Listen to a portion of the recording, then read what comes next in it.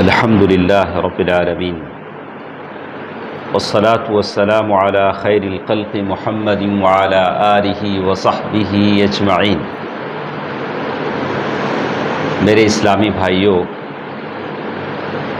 آج کی اس حدیث میں اس بات کا ذکر ہے کہ آدمی رات کو اٹھ کر وضو کرتا ہے تو اللہ تعالیٰ اس کے لیے کیا دیتے ہیں، اسی کا ذکر اس میں ہے۔ عقبہ بن عامر رضی اللہ عنہ اس حدیث کے راوی ہیں۔ وہ فرماتے ہیں عن عقبۃ بن عامر رضی اللہ عنہ قال سمعت رسول اللہ صلی اللہ علیہ وسلم یقول۔ عقبہ بن عامر رضی اللہ تعالیٰ عنہ فرماتے ہیں کہ میں نے اللہ کے نبی صلی اللہ علیہ وسلم کو فرماتے ہوئے سنا، رجل من امتی یقوم من اللیل یعالج نفسه الى الطہور وعلیہ عقد۔ میری امت کا ایک آدمی رات کو اٹھتا ہے اور مشقت کے ساتھ وضو کرتا ہے۔ وضو کرنے میں بڑی تکلیف ہوتی ہے۔ کبھی ہم میں سے کچھ لوگ ہیں جن کو آسانی سے پانی مل جاتا ہے، کچھ لوگوں کو پانی نہیں ملتا ہے، اور پانی ملتا ہے تو کبھی ٹھنڈا پانی ہوتا ہے۔ ٹھنڈ کے دنوں میں ٹھنڈے پانی سے وضو کرنا کافی مشقت کا کام ہے۔ بیمار کے لیے تو ویسے تیمم کی اجازت ہے، عام آدمی کے لیے مشکل ہے۔ خیر، کسی کو پانی بھی گرم مل جاتا ہے، کوئی بات نہیں، اللہ کا کرم ہے، لیکن ساتھ ساتھ نیند سے اٹھ کر وضو کرنا اس کے لیے تھوڑا نفس پر بھاری پڑتا ہے، تو اسی کا ذکر کیا گیا۔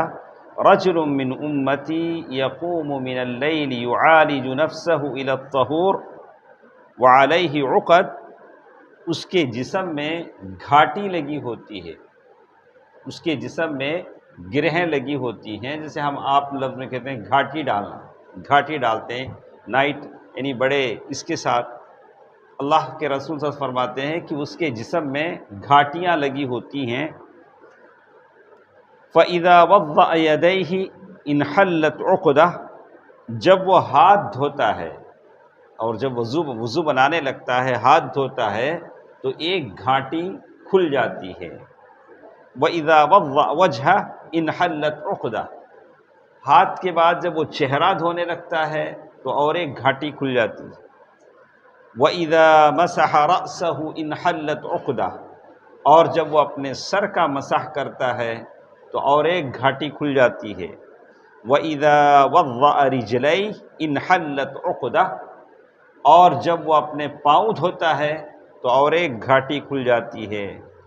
فَيَقُولُ اللَّهُ عَزَّ وَجَلَّ لِلَّذِينَ وَرَاءَ الْحِجَابِ، پھر اللہ تبارک و تعالی ان لوگوں سے کہتا ہے جو حجاب کے پیچھے ہیں، فرشتے جو اللہ تعالیٰ سے حجاب کے پیچھے ہیں، ان سے اللہ تعالیٰ فرماتے ہیں میرے بندے کو دیکھو، یہ جو میرا بندہ اٹھ کر نیند سے وضو بنایا ہے اس کو دیکھو۔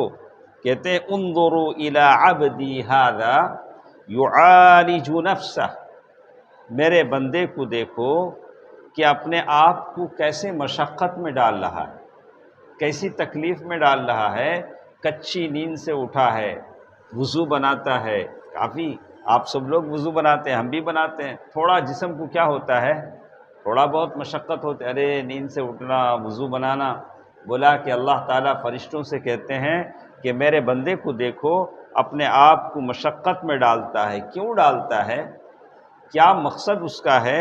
جیسے حدیث میں بتایا گیا لیسألنی، تاکہ وہ مجھ سے سوال کرے۔ وضو بنانے کے بعد آ کر ہم جو نماز پڑھتے ہیں یہ اللہ سے سوالی بن کر نماز پڑھتے ہیں۔ نماز میں دعائیں ہوتی ہیں، آپ نے کبھی سن چکا ہوگا کہ دعا دو ٹائپ کی ہوتی ہے، دعاء المسئلہ و دعاء العبادہ۔ ایک دعا ہوتی ہے جس میں آپ اللہ تعالیٰ سے سوال کرتے ہیں، ایک دعا ہوتی ہے جو بطور عبادت کے ہوتی ہے۔ نماز سارے کی ساری جس میں آپ اللہ سے سوال کرتے ہیں، ایاک نعبد و ایاک نستعین اہدنا الصراط المستقیم، آپ اللہ سے سوال کرتے ہیں۔ تو کہا کہ میرے بندے کو دیکھو وہ اپنے آپ کو کیسی مشقت اور تکلیف میں ڈالتا ہے تاکہ مجھ سے مانگے۔ ساری نماز اللہ تعالیٰ سے مانگنے کی ہے۔ پھر اللہ سبحانہ و تعالیٰ فرماتے ہیں ما سألنی عبدی ھذا فہو لہ، ما سألنی عبدی ھذا فہو لہ، لہذا میرے اس بندے نے مجھ سے جو مانگا وہ اس کے لیے۔ آپ نے جس دھیان سے، جس توجہ سے فجر کی نماز پڑھی، اللہ تعالیٰ سے جو جو مانگا اللہ نے آپ کو وہ دے دیا۔ لیکن فرق ہے کہ ہم لوگ یہ چاہتے ہیں کہ ساری دنیا کے طور و طریقے سے ہم یہاں مانگیں یہی مل جانا، ضروری نہیں۔